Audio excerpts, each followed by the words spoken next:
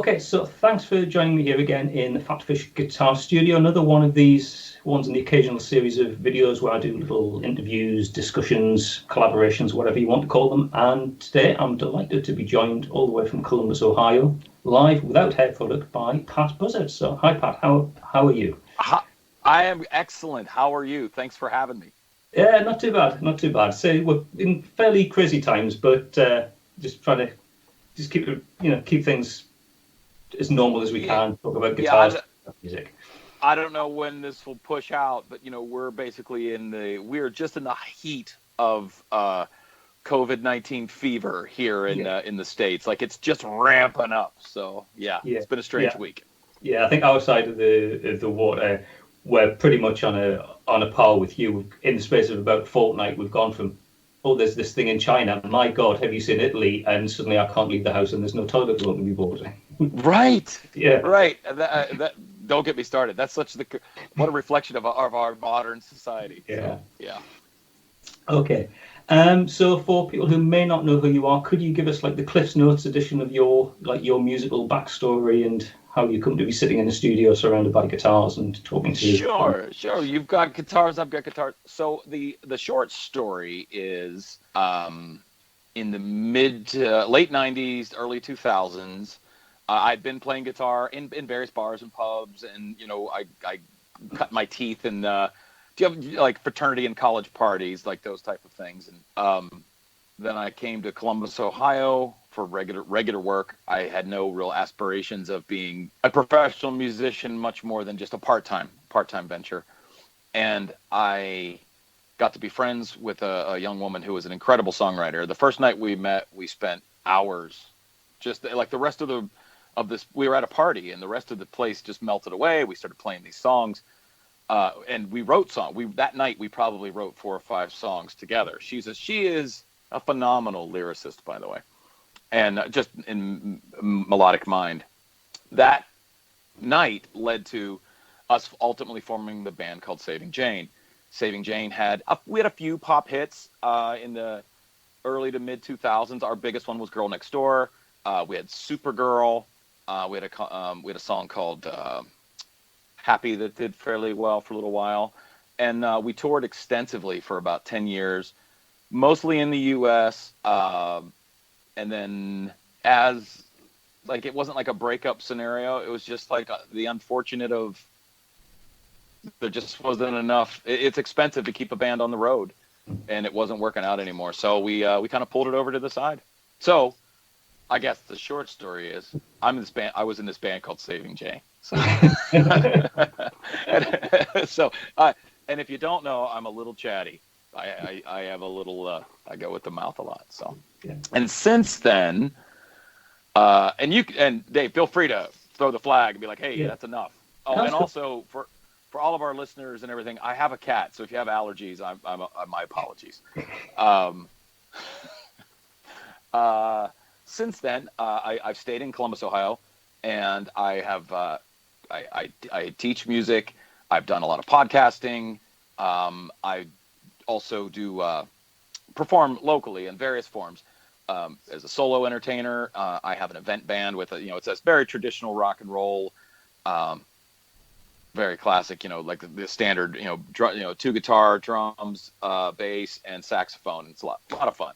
And then that kind of led to a few weeks ago, all my gigs dried up, just like everybody else's, and on a whim, out of just nowhere, my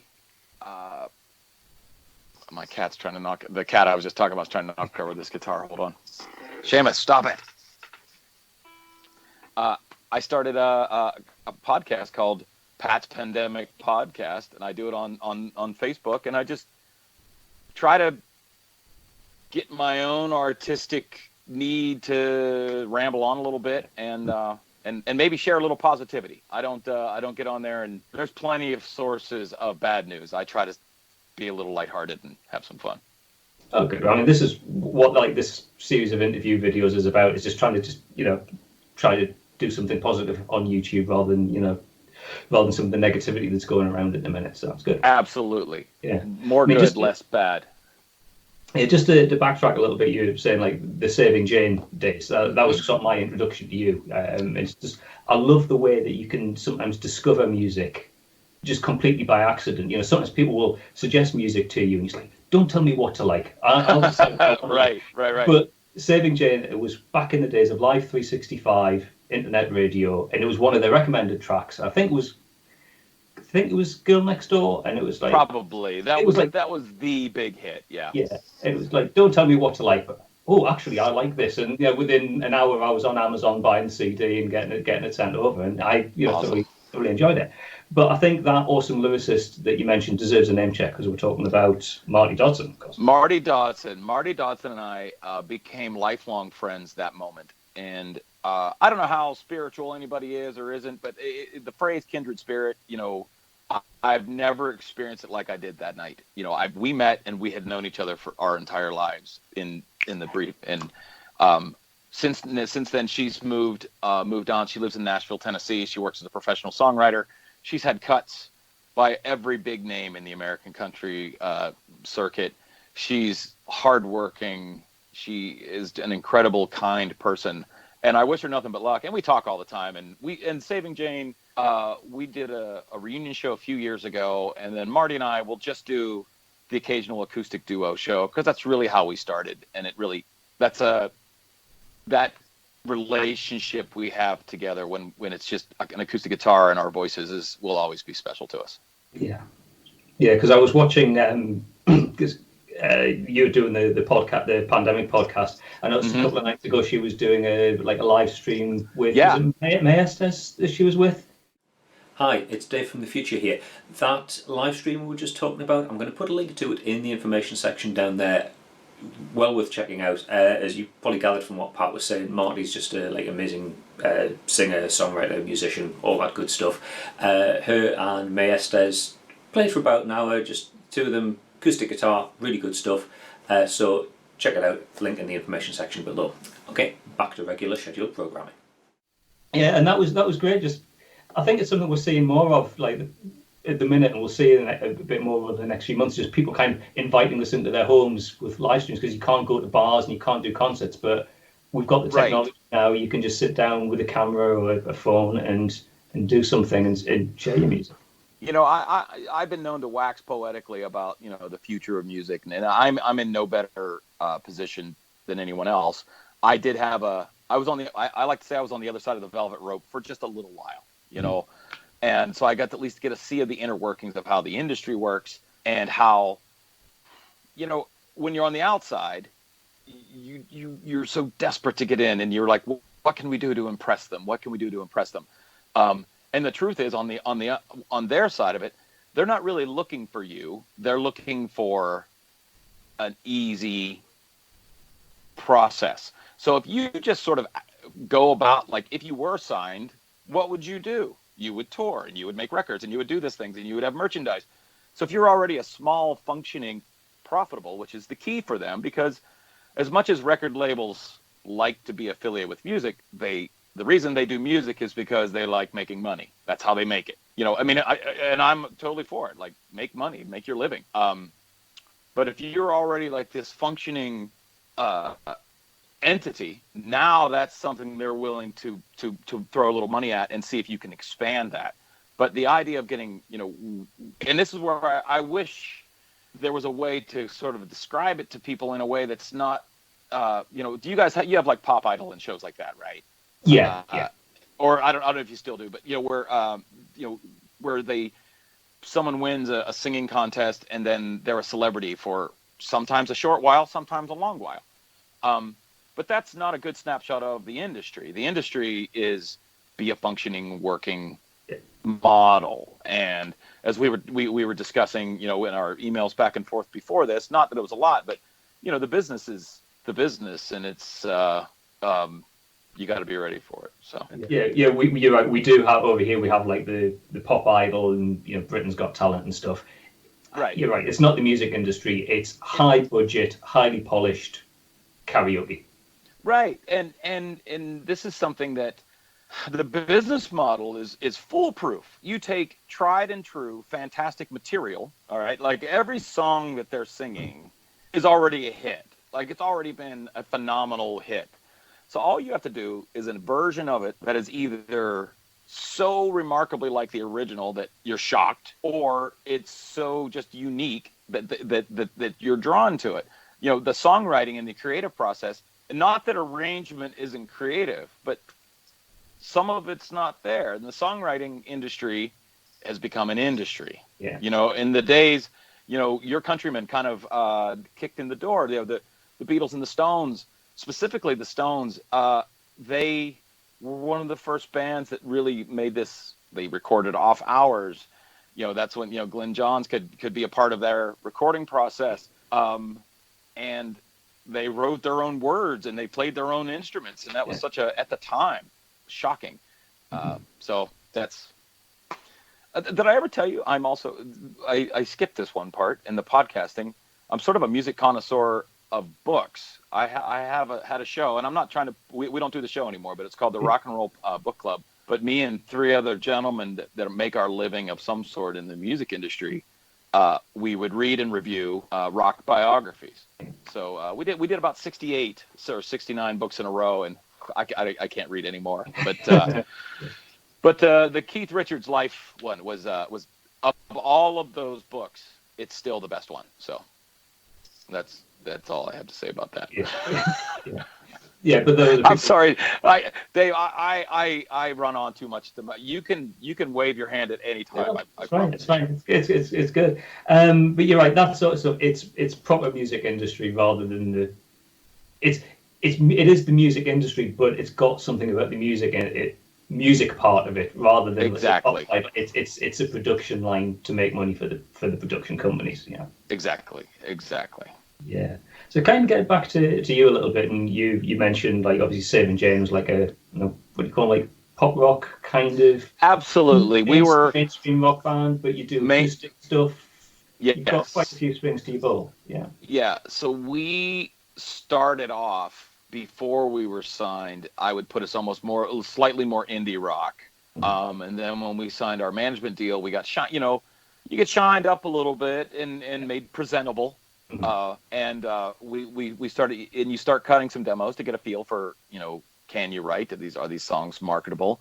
And we kind of got we developed into a pop rock band, and it was not something I was looking for at the time. I wasn't even really listening to it at the time, but we hit it a great time. There was we were fortunate enough to share the stage with some incredible acts, and I'm still friends with a lot of those guys and girls. I often will say, one of our, like the timing of things are interesting. We had a few hit records. So, like in sometimes they have like a multi-bill show, like a radio station will, bring everybody in and it's, whatever. So we played a show in, Massachusetts one time, and Katy Perry actually opened for us, and at the time, and she had the I Kissed a Girl song, and it was great, and we were so excited to get to kind of hang out with her, and we were a female fronted band, and they're a female fronted band, and then she kind of took off and did a little better, and but what a great, like, it was great to see her and their band early. It's so good, like, so just tremendous. That's one that pops into my head right away. And you're beautiful. Blunt. James Blunt. Yeah. We played a few shows with him. Great guy. Like, just a great, friendly guy. Yeah, we played several shows with him. Yeah. So out of the things like the whole band thing, the function stuff that you do now, the acoustic thing, I know you do some like solo acoustic stuff. Do you see yourself as you're kind of transferable, or do you have like a musical persona? If you write a song, you think, I want to do this as a trio, I want to do this as a solo, and anything else is like adapted. Do you what's your sort of yourself? So music? I think I approach a song from two fronts. One is, I'll call it the theme. So like, say you've sat down, you've jammed with some people, or maybe you've tried a new tuning on your, that happens to me if I go to an open tuning. I always have this influx of great ideas. So like, that'll be the theme of like, okay, like I want to write some lyrics to kind of go with some of this feel, or like you're playing with a new rhythm section, and You're like, I want to write some songs with these guys. Yeah. So there's that style, which you're inspired by the music. And then there's the other side of, I have a notebook full and a phone full of just phrases. When a phrase catches you, I jot it down, and eventually, if you jot enough phrases down, you've at least got some semblance. Maybe you could put a framework of a song together. Yeah. Excuse me. Yeah. But unlike, that's how I write. And maybe my music comes more from my hands than it does from my, my lyrical brain. But like Marti, who I just mentioned, was the most intimidating band member I've ever had, because you'd be like, oh, I've got this cool riff. Let's sit down and write a song. And you barely get the guh of song out. And she hands you a whole lyric sheet. She goes, oh, how about this? And it's great. And you're like, well, I'm not even going to try. Like, the speed that she could process and write a song to this day is just remarkable. So to answer your question, I feel that I'm, I approach it in one of two ways. Either I'm inspired by the music, or I have some lyrics that I want to give a proper spot. Yeah, because my training was, I played guitar for quite a long time, and then I thought, actually, I need to know how to do music, and I went to Musicians Institute when they had a sister school in London. Did a course there, and it was very theory oriented. It was like a very advanced. It was applied theory. So that, I think, was while my brain was still a little bit malleable, and now I still kind of approach guitar with a bit of a theory stance. So if I'm writing a chord progression, I'm thinking, well, if I'm on a G major, the natural place to go is to C major, that sort of thing, and that just at times I need to break out of that. And if I just sit down with an acoustic and say, I'm just going to put my fingers somewhere, try and figure out what that chord is, but then just like, well, if I move one finger, does it sound good? And play from here, you end up with a totally different creative experience. And this is by me. This is a different output. Right. I anytime that, like, especially when the guitar players or they talk to me about possibly, being in a slump or being in whatever, the first thing I always say is switch the instrument. If you usually play electric, pick up an acoustic, or capo it, like put it on the 5th fret and see what happens. Or like I have a ukulele, and I put a low G on the ukulele, so it's got that sort of guitar. It's not as high twingy, but I'll play that a little bit, and you start getting inspired, but specifically in open tuning. And then there's so many variations of the open tunings. You can make it a minor tuning, and just everything like that. That's where I really get excited. I don't follow through with it as much as I should as far as in the final recordings, but that's where a lot of my ideas start. The melodies of them start, because if you just play the same old 1-4-5 and you play it in like first position chords, you're like, well, everybody does this. But if you're playing it in something exotic fingerings, all of a sudden it's not a 1-4-5. And I would say, I don't know. Are you guys, I don't know if you never know who's big where. John Mayer, I'm sure you're familiar with John Mayer, right? Yes, I am familiar. I don't like him as much as I should. I just can't really get into him, but I know. Can I tell you a John Mayer story? Yeah, do we have time? Okay. We have always have time for stories, yeah. Excellent. So my wife and her friend, her friend is a huge John Mayer fan, and my wife and her were going to go to the show, and her husband and myself are also friends, and he's like, hey, we should go. We could kind of, make fun of him the whole time. And I'm like, oh, that'll be fun. I'm sure. Don't get me wrong, he's great, but yeah, we'll give him the business. And so we go in there, and first off, I don't know, there's 20,000 people there, and there's a high percentage of them have really gotten dressed up nice. Yeah. Just in case John maybe finds interest in them, and my wife was one of them. Like, everybody's like wants to look really nice for John. Dave, I have only had this happen a few times in my life. My opinion swung very quickly. I knew he was a great guitar player. I've appreciated his guitar playing and style. I think he's an interesting vocalist. I think he makes the most of what he has. But I left that show like, wow, he's just a great showman. There's a genuineness to him. His songs are very catchy, and I was very unfamiliar with. You take the top 3 or 4 songs of his catalog, I didn't know any of them. So then a few days later, I'm doing some work, clicking on the computer, and I'm like, I'm gonna listen to some John. So I pull up a John Mayer channel on one of the streaming services, and now this was last summer. I kind of study him, not like I study his songwriting style, because this is exactly what he does. Is he takes maybe a simple chord progression and then just takes it to 11 as far as he complicates. He's not playing any open chords, or when he does, it just rings like it comes alive. So yeah, out of nowhere, I'm this John Mayer fan, and his style of playing. Like, you're familiar with like the Hendrix inversions? Those, that kind of. Yeah. He does that on an acoustic, maybe better than I've ever seen anybody. Like, he's good. So that's me and John Mayer, and I get teased a lot that I have a crush on him, and I'm like, hey, I could do worse. He's a very good-looking young man. Yeah, because my introduction to John Mayer, I hadn't heard any of his music, but went to see. Do you know an acoustic guitar player called Mike Dawes? Yes, I do. Lots like the percussive and yes. Yeah. He did a gig near me, and I went to see him, and he does an amazing cover of "Slow Dancing in a Burning Room." Yep. And that was the first time I'd heard that song, and he says, "Oh, this is a John Mayer tune." Oh yeah, everyone talks about John Mayer. I need to go and check him out. Yeah.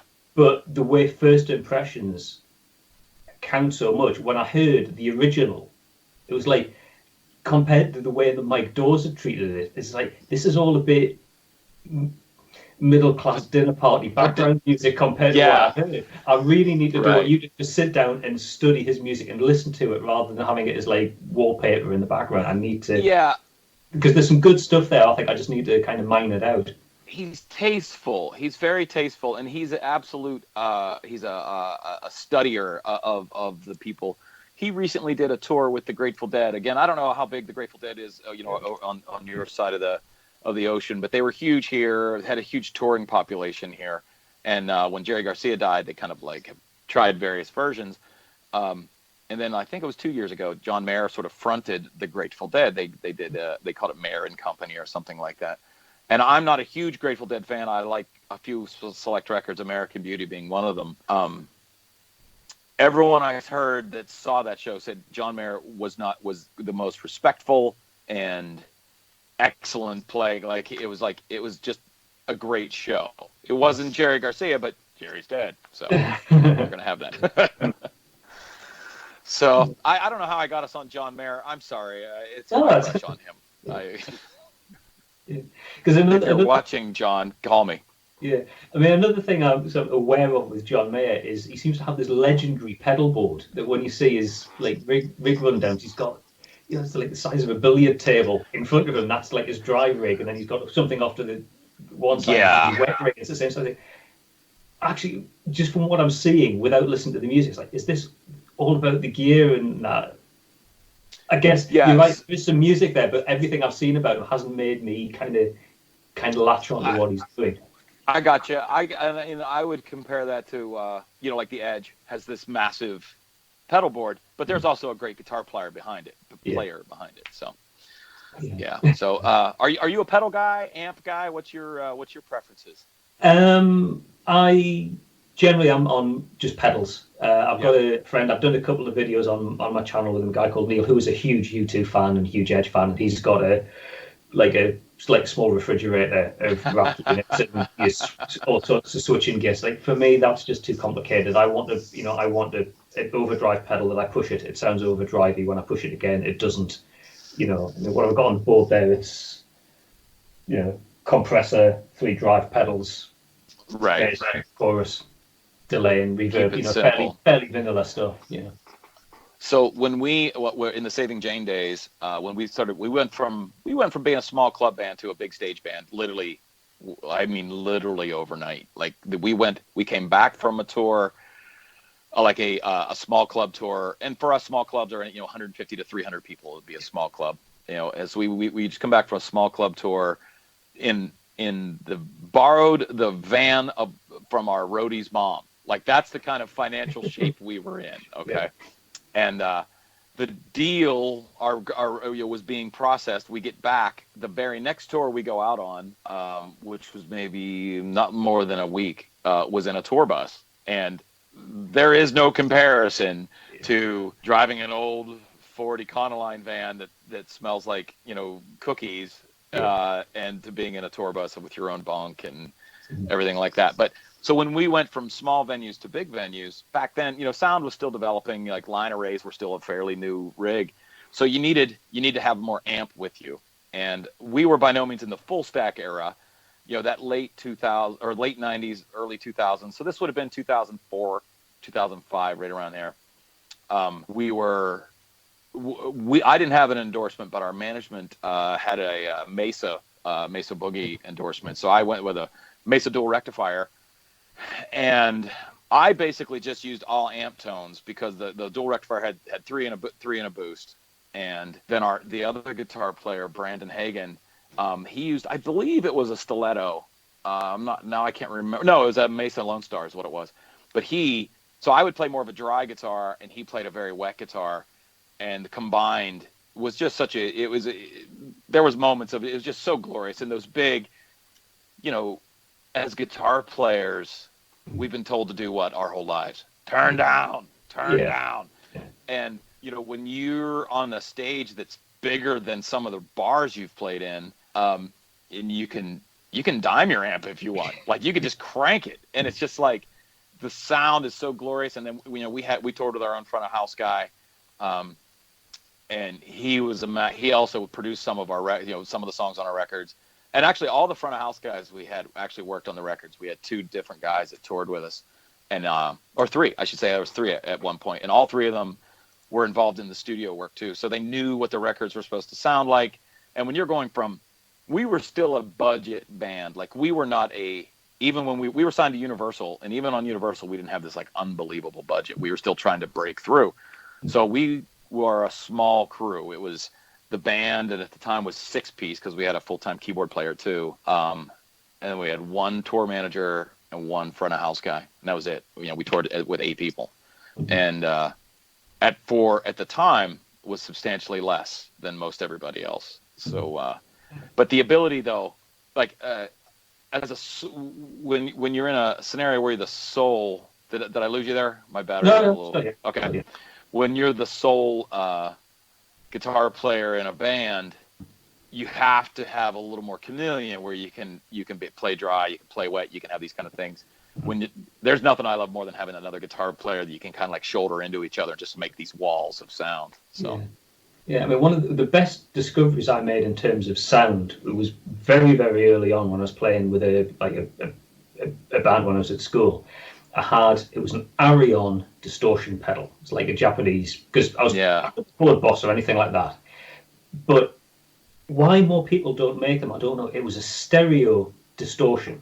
So you had mono in and 2 out, but you could switch one of the outs to be clean. That's incredible. So you had 2 outputs. One went to the left, one went to the right. The clean one just put it just into a slightly crunchy amp. Another one, the distortion into a clean amp. It was huge. So it was like a built-in ABY switch, but distortion in it. That's incredible. Yeah, and that's why I did a little series on my YouTube channel about like tone talk, getting the most out of your pedals and effects. And one of the things I said was, don't underestimate having a clean and a dry together, because a clean and a dirty, because the clean just gives you that bit of percussiveness, and you can hear the pick hitting the strings and it cuts through, and then it's just filled out by the distortion. More people need to do that. If you were totally. I also feel a lot of people don't understand or don't get how like people overestimate how distorted guitars are on a record. So like you hear someone they hear a riff and then like they sit down to play it on their amp, they always are way more distorted than it actually is on the record. It's been stacked and panned, and and sometimes there's an acoustic doing the same riff behind it, because acoustic how they're recorded have such a wide sound that when you stack all of those things together, you get such a big sound. So yeah, I always agree. My own personal tone, especially if I'm fronting, if I'm fronting or leading on the band, it's going to be I will always err on the side of cleaner than dirtier, always. Yeah. But I'm not a pedal guy. I get confused. I've had stacks of pedals in front of me and I end up not using them. So. Yeah. Mm-hmm. Yeah, I tend to just dial in the sound, and that's my sound for the piece. Yeah, and maybe that's that's the cover band guitar player in me. Back in the days of just like learning how to gig. The more stuff you brought, the more chance you had something go wrong in the middle of the show. So, yeah. I've never gone wireless. I've tried it, but I can't. I won't go wireless. I don't do in-ears. I like cables, connections. I like wedges. That's it. Yeah. Mm-hmm. Yeah, because it was my friend Neil. He plays in a cover band, and he's got this huge rig. But what he tends to do is replicate the sound of the original song. So he's just kind of going through banks with his MIDI switcher. So okay, we're going to do, such and such a song. So that's the sound that was on the original record. Because if you're just doing pubs and clubs, that's what people recognise from the record. So that's what they want to hear. Right. There's a school of thought that says actually, make it your own, give it your own sound. If you want to be the slightly overdriven guitar player, play the dirty part slightly overdriven, make it you. Make it you. Yeah, I totally I agree. I've always approached it that it's sort of my job as an artist. It's my job. I owe it to the person that recorded this to do a good job, but to make it my own a little bit, like even they don't play it the same way every time, so why should I be held to a standard that they got once, or whatever. But also on the other side of it, I've seen bands where the guys that can dial in the tones just perfectly, and a lot of this, like since the digital amplification and modeling it blows me away, and it has surpassed my ability to even process. But what you go see a band and they go from Def Leppard to Buck Cherry to whatever, and it's like it sounds every one of them. The guitar part is dead on, and it's very impressive, very impressive. And there's no amp on stage anymore. Yeah, everyone just runs direct. Yeah, I think that's the strangest thing now, the whole silent stage thing. When if you grew up in the 80s and 90s and you're used to seeing walls of Marshalls, well, we all know half of those Marshalls weren't functioning, but that looked like what the whole band was meant to be. And now you're just seeing somebody who might have a wah-wah pedal and everything else is being controlled by a roadie, and it's all in-ear monitors. There's no wedges or anything. It's a different live show. A different world. Like even now, like so I still always use an amp, and I went to small watt amps for a while, but my ears aren't what they used to be. And you get into a longer show, if you're standing a little bit close to the drummer with it's hard on the hardware. Your ear starts to go away and you need a little more headroom. So I'm now playing. Are you familiar with the Quilter stuff? Is that something you have over there? I know the name. I don't think I played it. So Quilter, I guess it's a digital amp, I guess, but it's still knobs and dials. Yeah. I use the Quilter 101 mini head. It's a 50 watt head, but you can dial in the wattage. So if you want it to break up low versus at 50 watts, and then I just run it through a 112 Savage, and it's awesome. I mean, it is. The sound is big and pow, and it's everything you want, and I can carry it in one trip. Yes. So the amp is, I'm not exaggerating, the amp is this big. And the Quilter, and I'm not endorsed by anybody, by the way, but Quilter is, they make a pedal board amp now. So you can actually put a 50 watt amp on your pedal board and you just click it on. It's incredible. Life is, I joke with the young guys. You have no idea how hard it used to be to sound good. It's easy to sound good now. And I don't mean it like I'm jealous, but like there was a time, because I take advantage of it too. But it used to be hard to sound good. Yeah. Because I did a guitar trade show with PhatPhish a couple of years ago, and just by fluke, the guy on the stand next to me was, do you know Thomas Bluth? I do. German session guy, and he does the Blue guitar amplifier. Yeah. He was sort of like he was with vintage guitars, showing the vintage signature that he's got, and showing the Blue guitar amp, and he's doing some demos. And you've got this thing; it's like the size of the 5-channel mixer I've got on my desk here. You can hold it in the palm of your hand, but it's like 100 watts or something, and it's tubes. It's got like these Class D nano tubes about the size of a plug fuse. That's so cool. It's like you put that in the front pocket of your gig bag with your guitar, just turn up, ask direct line into the PA, and it's just amazing. It's as easy as it gets. Mm-hmm.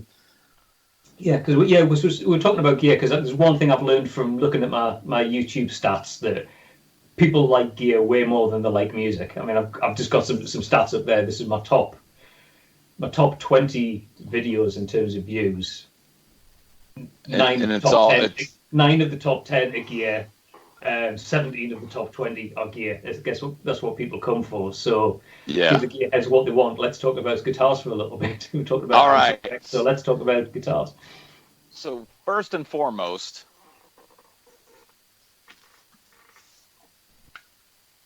I'm a Tele guy. Cool. And this one is a 52 reissue. Mm-hmm. I had it hot rodded. Put that back. So I had it hot rodded with. Are you familiar with Lindy Fralin pickups? Oh yes. Yeah. So I had it hot rodded with Lindy Fralin vintage blues, and then I had at the time I was extremely heavy-handed, so I had jumbo steel stainless frets put in it, and I've had this guitar for, at this point, I mean, got to be close to 20 years. I didn't buy it new, but it was a big touring guitar for me, and I've never stopped playing it. Mm-hmm. It's the most, I've played rock, I've played pop rock, I've played, I'm not a chicken picker or a flat picker, but it'll get that Tele country sound. Yeah. But especially that indie rock vibe, like that will always, this will always be my number one guitar, the first thing I go to. And then I have a Carbonita or Carbita, I forget how they say that, but another Tele back there that has the fiddletronics on it, the kind of the Gretschy style. So that's really if I'm talking electrics, I always start and end with a Telecaster. I have a Les Paul Studio that, there's just something. Gibson, you take a Gibson, you plug it into a Marshall, it sounds amazing. There's just, it's a sound. Like I've heard, someone's like, it's a one-trick pony. I'm like, but it's a hell of a trick. Yeah. It's as good as it gets. Mm-hmm. So as far as that, between the two, the Telecasters, and I've really weaned my guitars down. Like, I don't know about you. I see, what do you got there? 1, 2, 3, 4, 5, 6, 7 or so, 8 back there. A dozen, because there's the living room guitar and one's all over the place. But yeah. Yeah, I at one point I was probably in the 20 range, and I'm down to, I don't know, 7 or 8 right now. And I'm okay with that. Like, I don't play like I used to. I don't play out near like I used to. We mentioned earlier, I'm 49. I'll be 50 here soon. Getting tired of carrying stuff. I really am. And honestly, the late nights, I'm a dad. I'm a suburban dad. I got to get up early. I got to take school and all that kind of stuff. Yeah. So I don't play as much. And when I do play, I've actually gotten involved more philanthropic. Like, I've been doing more charity work. Yeah. So there's a big here in Columbus, Ohio. There's a big university, the Ohio State University, and they have a huge cancer research hospital. And they do it's a tremendous program. They do a music therapy program. And I'm just one of many people that are a part of it. But it actually sort of rewoke my soul. Playing music for the right reasons to the right people. So yeah, I've seen your Instagram posts about that. You can tell those gigs mean something to you. Yeah, I get a little heavy worded. My mom's a 2-time breast cancer survivor, and it's hard to go very far in anyone's life to not know someone that's been affected by it. So when I'm there and you're doing it, and it's not like I don't want to say it's not a fun show, but it's not. You're not there for have a good time. This isn't like everybody yells and have a good time. In a lot of cases, you're there when someone's having like the worst day they could possibly have, and if you can help them feel normal for just a second, I think that's our job as musicians. I really do. I think it boils down to that's what we're here for, to help. So. Yeah. What any other gear? Any other? So Just don't go back to. Go ahead. Because you mentioned the Telecaster. It's like the one that's always there. There is something about the Telecaster. And a few different guitarists, and they've got a Tele in the collection, and that's the go-to guitar. And I remember having a conversation with a friend of mine. Just that one there, the brown one, Super Strat, was one I had custom built for us by a luthier who lives a little way away from me. Beautiful guitar. It's actually built out of the laboratory benchtop. It's actually made out of teak. Oh, no way. Yeah, it's hell of a guitar. It's functionally, it's the best guitar I've ever had built. It's just perfect. And then last year I treated myself and I got that one, which is a Fender custom shop Strat. Oh, nice. That's a Strat? Yeah. Yeah. Based on 55. Lovely guitar. Yeah. And I remember talking to my friend about it. I says, there's just something vibey about the Strat. Functionally, the tuners aren't as good as the ones on the Williams. The bridge isn't as good as the one on the Williams. The sustain's not there. It's not as lively, but it's still a good guitar. And there was still this voice in the back of my head that says, if you had to go and play a gig now, you just grab a Telecaster. Right. There's just something about it delivers, it does the job, you get good sound out of it, it just feels familiar. For all of its flaws, it's a cracking guitar. Right. There's really no I'm not going to say there's no weakness. When you really over distort one, it starts to get planky. You can kind of hear the wood in it. But other than that, I agree 1,000,000%. And at a point when I never had a huge budget, but I think guitarists, we never have to be talked too hard into buying a piece of equipment. So I've gone through my share of all the brands, all the makes and models. The only thing I've never had is I've never had a PRS, and I got to be honest, that new the John Mayer signature model, I played one at a local shop, and I'm like, wow, this does really play nice. And it's a Strat, but it's a PRS Strat. So the problem I had with the Silver Sky, and I think somebody said that they actually use 500K pots like you'd normally get with a humbucker. To me, it was just so piercingly bright. It's obviously what John Mayer wants.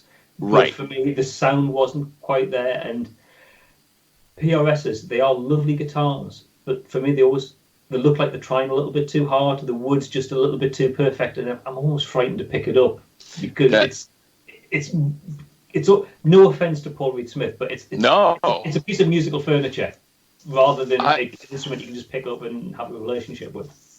So in the 90s and early 2000s, I don't know if they were very big over there, but we had a guitar maker, Hamers. I don't know if you saw many Hamers come around. Steve Stevens used to play them, and and that's what you just said. You could just put Hamer in front of them instead of PRS for me. Like, they're beautiful, they sound great. They were well worth the investment, because they were an expensive guitar. Like a Hamer Strat versus a real Strat. You paid more for it, but I felt they were too nice. It was too nice a piece of, it's more about, I use the phrase wall hanger, and I don't mean it like negative, because I hang on my guitars, but every guitar I own has been in a bar, has been threatened by somebody drinking too much and getting kicked off a stand. Every guitar I own. So, okay. And then acoustically, I have one. It's a '68 Fender Malibu, and it's got a true bolt-on neck. Are you familiar with those? Yeah. It's unusual on an acoustic, but they do crop up. And it's extremely playable. It's a pretty fast neck. Their timing, I think, is really the only thing that messed them up. Like, if in '68, like the piezo pickups were, if they were invented, they were just barely being used, and they're acoustically, because they have 6-inch bolts through them. On the top, and they're reinforced wood. They don't ring like a Gibson or a Martin of similar. So they just never caught on. But now, I think you can get into them. Like, I actually found this one at a pawn shop, that was in heavy disrepair, and I worked with it as much as I could. And then I'm actually in a great position. My bass player is also he owns a guitar shop, like a repair shop. So I take him all my junk, and he gets so mad at me. He's like, I wish you would play something nice for a change. But he's turned it into, to be quite honest, it's become a number one. It's like I pick it up daily. And then I put a Fishman matrix in it, and it just sings. It just sings. It's such a great guitar. And it actually, it was the last gig I played. so it was that a week and a half ago, and it might be the last gig I play in 2020. Yeah. But it was the facility where we were at an event, and it was a concrete floor, and somebody pulled a cable, and it face dived off the stand and hit flat on the concrete in a cold, wintry barn type scenario. And I'm like, well, this guitar's broken, and it didn't even go out of tune. Like I play, it was just like, So as much as I do love various makes and models of guitars, it seems like the harder. I once heard Jack White say if a guitar pushes back a little bit, he likes that. Yeah. And I'd never heard anyone explain it that way, but that's definitely how I play. I like a guitar to make you earn it. If that makes sense. So, yeah. Yeah. Here's kind of. Let me grab this. This is kind of, if I can get it down. This is a '68 Framus LP. Have you ever seen one of these? It's the frames. I saw the angle of the pickups, and I thought it was a Dan Electro. Yeah. But I obviously thought wrong. And then look at this amazing routing on the back. Like they just cut it open. And it's really such a sweet and mellow playing guitar. I got it gifted to me by a friend of mine. It's like, hey, you like weird guitars, right? I'm like, yeah. So he sent me a picture of it. I'm like, I'll be right over. And and again, it's that whole thing of like I put some time and money into it. Next thing you know, I like playing it. Action is like you could barely put a dollar bill under it. It's wow. It's super tight, super great. Hi, it's Dave from the future again. This is the point in the conversation where the technology started to let us down. Skype just couldn't keep a connection open between me here in the UK and Pat over there in the States.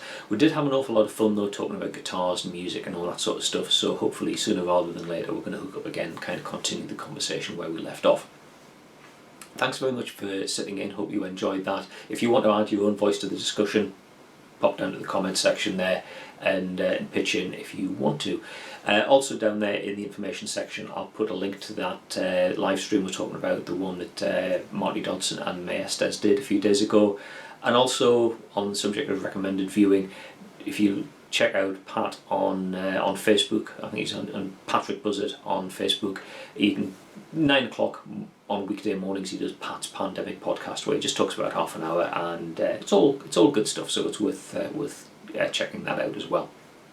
Okay, thanks very much for watching, and hopefully I'll see you in another video sometime soon. Bye for now.